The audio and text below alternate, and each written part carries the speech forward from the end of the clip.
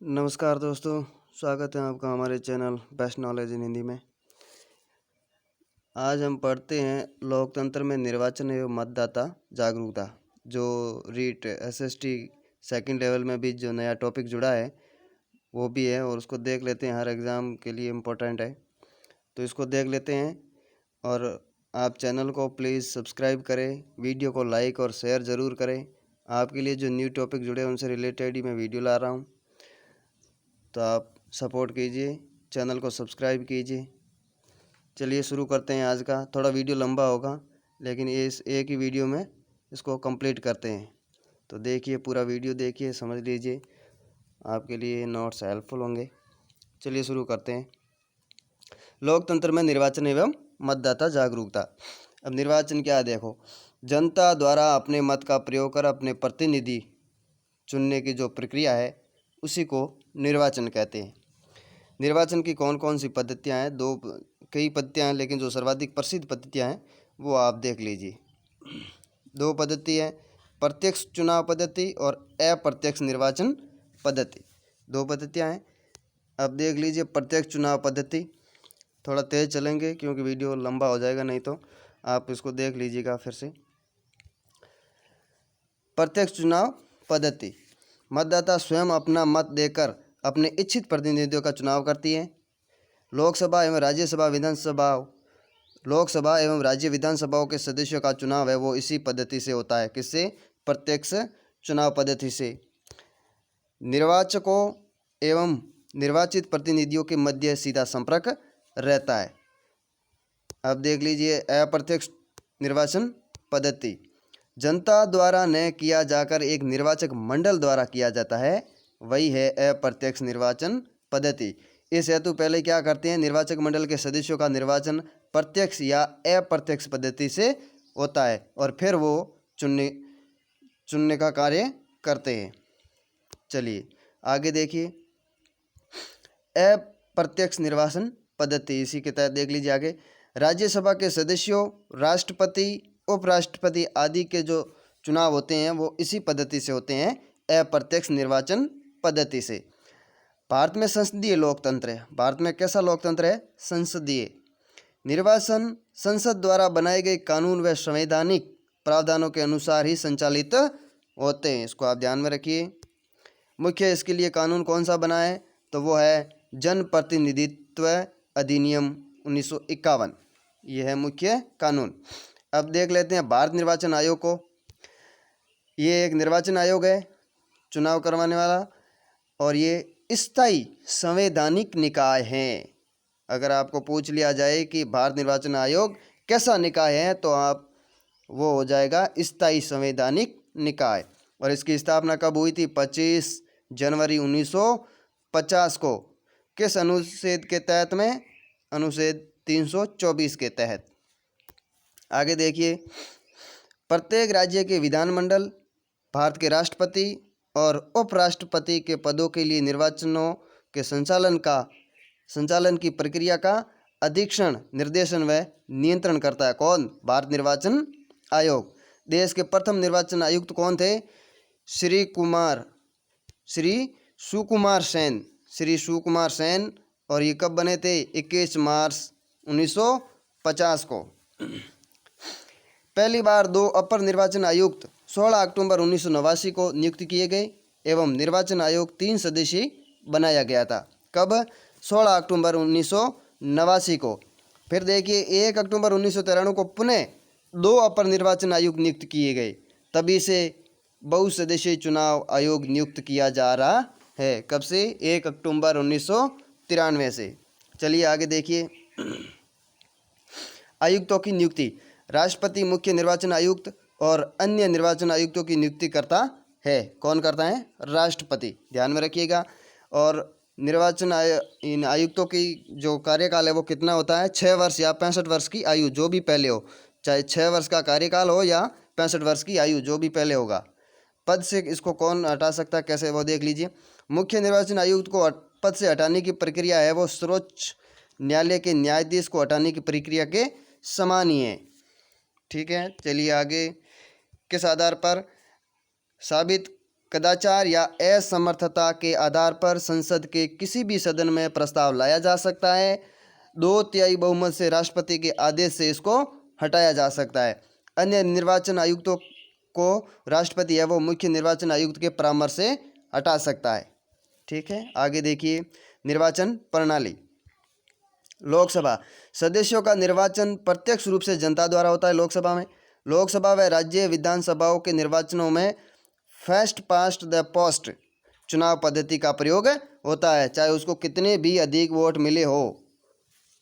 ठीक है, आगे देख लीजिए राज्यसभा। प्रत्येक राज्य विधानसभा के सदस्यों द्वारा एकल संक्रमणीय मत प्रणाली द्वारा गुप्त मतदान से इनका चुनाव होता है। ठीक है, आगे देखिए राज्यसभा। वर्तमान राज्यसभा में विधानसभाओं द्वारा निर्वाचित 233 सदस्य है।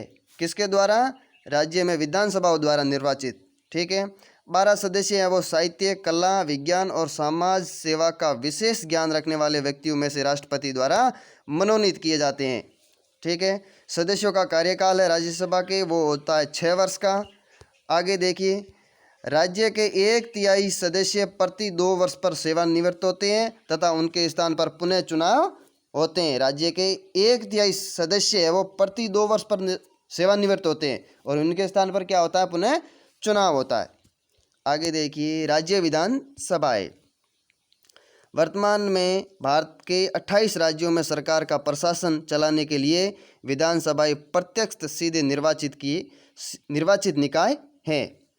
6 राज्यों में विधानमंडल में उच्च सदन और निचला सदन सहित द्विसदनीय व्यवस्था है। कितने में? 6 राज्यों में। ठीक है, विधानसभा में अधिकतम 500 और न्यूनतम 60 सदस्य होने चाहिए विधानसभा में। ठीक है, विधानसभा में देखिए सबसे बड़ी विधानसभा है वो उत्तर प्रदेश विधानसभा है जिसमें 403 सदस्य चुनकर आते हैं और सबसे छोटी है वो पांडिचेरी विधानसभा है। ये एक संघ राज्य है 30 सदस्यों की और सबसे छोटी राज्यों में पूछ ले विधानसभा तो वो हो जाएगी सिक्किम, केवल 32 सीट वाली। ठीक है, आगे देखिए कौन मतदान कर सकता है? 18 वर्ष या अधिक का कोई भी नागरिक में मतदान कर सकता है। 18 वर्ष या उससे अधिक का कोई भी नागरिक। ठीक है, न्यायालय द्वारा पागल घोषित या किसी विशेष अपराध के सिद्ध दोषी हो मतदान नहीं कर सकता। आगे देखिए निर्वाचक नामावली। ऐसे सभी लोगों की सूची जो भारतीय निर्वाचनों में मतदान के लिए रजिस्ट्रीकृत है वो है निर्वाचक नामावली। अब निर्वाचन कब होते हैं वो देख लीजिए। लोकसभा व राज्य विधानसभा के लिए यदि पहले निर्वाचन की अपेक्षा न की जाए तो उनकी प्रथम बैठक की तिथि से 5 वर्ष के अंदर चुनाव है वो होते हैं निर्वाचन। ठीक है, आगे देखिए निर्वाचनों का कार्यक्रम क्या है। संविधान के अनुसार भंग लोकसभा के आखिरी सत्र और नए सदन की अपेक्षा करने के बीच 6 माह से अधिक का समय नहीं होना चाहिए। निर्वाचन आयोग को सदन के भंग होने के 6 माह के भीतर या सदन के कार्यकाल की समाप्ति से पूर्व नए चुनाव करवाना आवश्यक है। चलिए आगे देखते हैं निर्वाचन के लिए अभ्यर्थी कौन हो सकते देख लीजिए। कोई भी भारतीय नागरिक जो मतदाता के रूप में रजिस्ट्रीकृत है और 25 वर्ष से अधिक की आयु का है, लेकिन राज्यसभा और विधान परिषद के लिए न्यूनतम आयु है वो 30 वर्ष की चाहिए। प्रत्येक अभ्यर्थी को लोकसभा निर्वाचन के लिए 25,000 और राज्यसभा या विधानसभा निर्वाचन के लिए 10,000 रुपये की है वो जमानत राशि जमा करनी होती है। और इसमें SC ST है उनको आधी राशि जमा करनी पड़ती है। SC ST के लोग जो अभ्यर्थी होते हैं उनको आधी राशि जमा करनी होती है। चुनाव प्रचार देख लीजिए। सरकारी तौर पर चुनाव प्रचार निर्वाचन लड़ने वाले अभ्यर्थियों की सूची बन जाने के 50 से कम 14 दिन तक चलता है और मतदान खत्म होने से 48 घंटे पहले वो समाप्त हो जाता है। क्या? चुनाव प्रचार। अब देख लीजिए मतपत्र और प्रत्येक रिटर्निंग ऑफिसर द्वारा मतपत्र छपवाए जाते हैं एवं प्रत्येक अभ्यर्थी के नाम और आवंटित प्रतीक या जो चुनाव चिन्ह है वो छापे जाते हैं। 1998 से आयोग ने मत पेटियों के स्थान पर इलेक्ट्रॉनिक वोटिंग मशीन जो ईवीएम होती है उसका उपयोग है वो प्रारंभ किया। आगे देखिए, 2003 से सभी राज्य निर्वाचन और उप निर्वाचन भी ईवीएम का उपयोग करके ही संपन्न हुए। 2004 में होने वाले लोकसभा निर्वाचन में केवल ईवीएम उपयोग में लाने का ऐतिहासिक निर्णय लिया गया। कब? 2004 में। ध्यान में रखिए। निर्वाचन व्यय पर सीमा वो देख लीजिए क्या है। अक्टूबर 2011 से संपन्न चुनावों में बड़े राज्यों में लोकसभा स्थानों के लिए तो सीमा है वो 70 लाख रुपए है। अन्य राज्यों और संघ राज्य क्षेत्रों में है वो 54 लाख रुपए वह सीमा है। ठीक है, 70 लाख मतलब 54 लाख से 70 लाख के बीच में। और इसी प्रकार बड़े राज्य विधानसभा स्थानों के लिए अब यह है 28 लाख व अन्य राज्यों एवं संघ राज्य क्षेत्रों में यह है 20 लाख से 28 लाख के मध्य, और भिन्न भिन्न भी हो सकती है अलग अलग जगह पे। अब देख लीजिए जिला स्तर पर निर्वाचन कार्य है वो कौन कौन देख लीजिए। जिला निर्वाचन अधिकारी जो जिलाधीश होता है, निर्वाचक रजिस्ट्रीकृत अधिकारी, रिटर्निंग ऑफिसर निर्वाचक कार्य करते हैं। कहाँ पे? जिला स्तर पर। परिसीमन आयोग देख लीजिए। अनुच्छेद 81 मूल संविधान की व्यवस्था अनुसार प्रत्येक 10 वर्ष पश्चात लोकसभा के राज्यों व संघीय प्रदेशों के प्रतिनिधियों की संख्या के विनिचयन हेतु परिसीमन आयोग है वो गठित किया जाता है। ठीक है, विनिचयन का एकमात्र आधार है वो क्या होता है? 10 वर्ष पश्चात होने वाली जनगणना, उसी को आधार मानकर ये करते हैं। 12 जुलाई 2002 को न्यायमूर्ति कुलदीप सिंह की अध्यक्षता में चौथे परिसीमन आयोग का गठन किया गया। कब? 12 जुलाई 2002 को चौथे परिसीमन आयोग का गठन किया गया। आगे देखिए, भारतीय संविधान के अनुच्छेद 82 के अंतर्गत केंद्र सरकार को परिसीमन अधिनियम 2002 के अनुसार परिसीमन आयोग के गठन हेतु अधिकार प्रदत्त किए गए। परिसीमन आयोग राज्यों में विधानसभा एवं लोकसभा निर्वाचन क्षेत्रों की सीमाओं का निर्धारण करता है।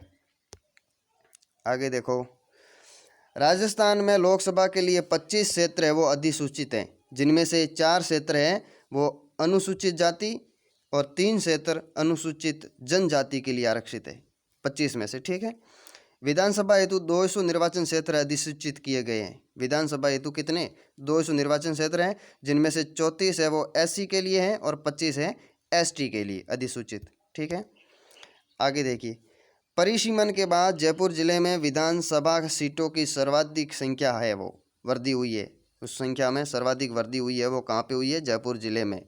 कितनी? 4 सीटों की। ठीक है, आगे देखिए, निर्वाचन आयोग, राज्य निर्वाचन आयोग 73वें व 74वें संविधान संशोधन के फलस्वरूप राज्यों में स्थानीय निकायों, पंचायती राज संस्थाओं, नगरीय स्थानीय निकायों के निष्पक्ष चुनाव के लिए राज्य निर्वाचन आयोग का गठन किया गया।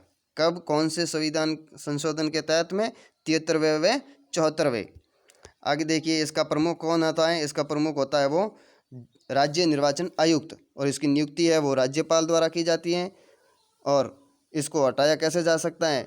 उच्च न्यायालय के न्यायाधीश की तरह महाभियोग प्रक्रिया द्वारा इसको हटाया जा सकता है।